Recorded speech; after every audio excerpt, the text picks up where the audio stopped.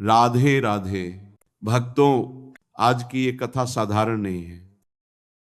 ये उस संकेत की कथा है जिसे लोग अक्सर अनदेखा कर देते हैं और बाद में केवल पछताते रह जाते हैं।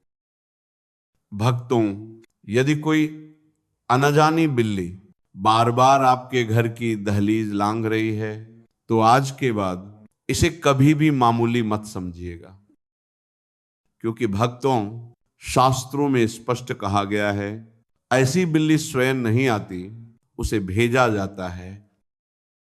भक्तों, जिन घरों में यह संकेत मिलता है वहां कुछ बहुत बड़ा बदलने वाला होता है। कभी रक्षा के लिए, कभी चेतावनी के लिए, और कभी छिपे हुए सत्य को उजागर करने के लिए। प्रेम से बोलिए राधे राधे। और भक्तों, हाथ जोड़कर निवेदन है, इस कथा को अंत तक सुनिएगा, क्योंकि जिसने भी इसे पूरे भाव से सुना है उसके जीवन में अद्भुत परिवर्तन आए हैं। भक्तों, रात का अंतिम पहर था। ठंड ऐसी कि सांस भी धुएं में बदल रही थी। गांव की कच्ची गलियों में सन्नाटा उतर आया था। दूर मंदिर की घंटी मानो नींद में भी गांव की रखवाली कर रही हो।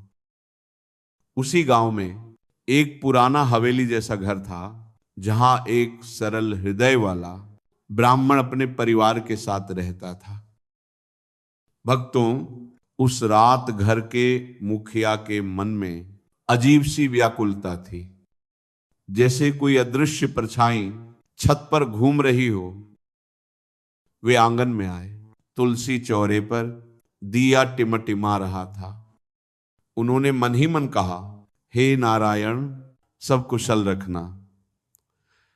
ये भक्तों, तभी कच्चे फाटक के पास से एक धीमी सी आवाज आई। म्याऊ। वे ठिठक गए। गांव में बिल्लियां थीं, पर इस आवाज में भूख नहीं थी। उसमें एक अजीब सा आग्रह था, जैसे कोई बुला रहा हो। भक्तों, जैसे ही फाटक खोला गया, सामने एक बिल्ली बैठी थी। काली देह, माथे पर चांद जैसी सफेद रेखा और हरी चमकती आंखें। बिना डरे वह आंगन में दाखिल हुई। सीधे तुलसी चौरे तक गई, पूंछ हिलाई और फिर घर के भीतर की ओर मुड़ गई। भक्तों, उसी क्षण दादी की कही कई बातें स्मरण हो आईं। बिल्ली का घर में आना यूं ही नहीं होता, कभी संकेत, कभी चेतावनी और कभी रक्षा। मन तर्क कर रहा था, लेकिन अंतरात्मा कांप रही थी। भक्तों, बिल्ली घर के भीतर चली गई, अनाज के मटकों को सूंघा और फिर अचानक दीवार के कोने की ओर घूरने लगी, मानो वहां कोई खड़ा हो। उसका शरीर तन गया, बाल खड़े हो गए और हल्की सी गुर्राहट निकली। भक्तों, उसी समय परिवार के अन्य सदस्य भी जाग गए। वातावरण में डर नहीं था, बल्कि किसी आने वाली घटना की प्रतीक्षा थी। तभी छत पर सरसराहट हुई, जैसे कोई दबे पांव चल रहा हो। भक्तों, बिल्ली अचानक दरवाजे के सामने जा बैठी, मानो रास्ता रोक रही हो। उसकी आंखें बार बार ऊपर की ओर देख रही थी, मानो कह रही हो, बाहर मत जाओ। यही थी रक्षा। भक्तों, फिर बिल्ली एक पुराने बंद संदूक के पास गई, जो वर्षों से नहीं खुला था। उसने पंजे से ताले के पास खुरचने जैसी हरकत की।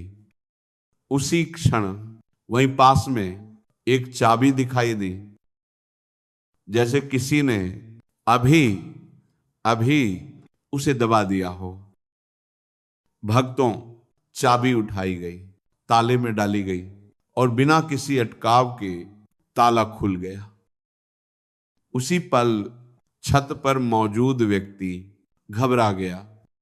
भागने की कोशिश में वह फिसल पड़ा। भक्तों, संदूक खुला, भीतर से पुराने दस्तावेज, ताम्रपत्र और सिक्के निकले। साथ ही एक लिखा हुआ संदेश, जिस रात बिल्ली बिना भय घर में आए, समझ लेना समय आ गया है।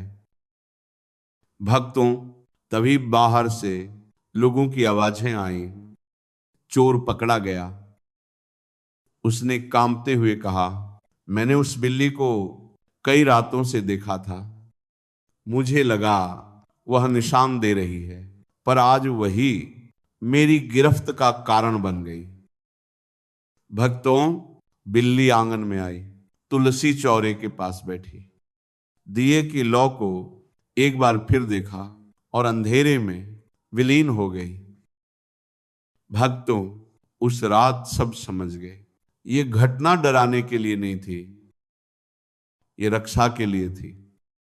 ईश्वर ने एक छोटे से जीव को अपना संदेश वाहक बनाया था।